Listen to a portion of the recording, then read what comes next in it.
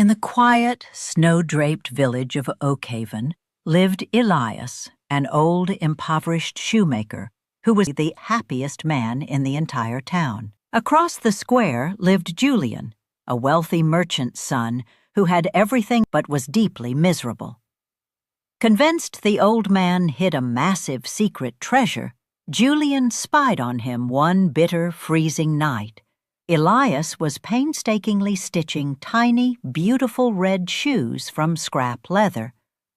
Julian followed him into the blizzard and watched as old man secretly left the package on a poor widow's doorstep.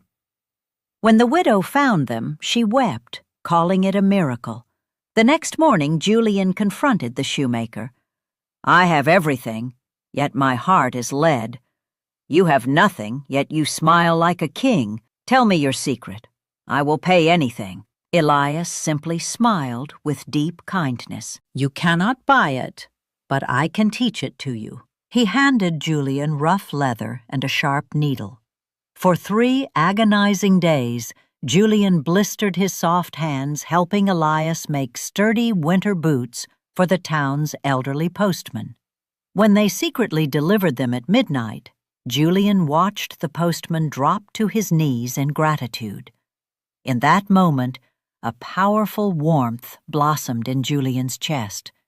For the first time, he felt true, profound happiness. Julian began working alongside Elias every day, anonymously crafting shoes for those in need.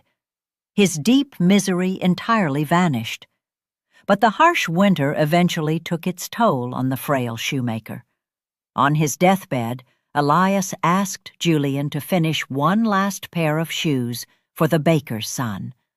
Julian promised, weeping as his friend peacefully passed away. During the winter choir service, as the baker's son stood in his new shoes, the townspeople looked around. The widow, the postman, the orphans, half the village was wearing shoes that had miraculously appeared on their doorsteps. A stunned silence fell as they finally realized who their anonymous angel had been.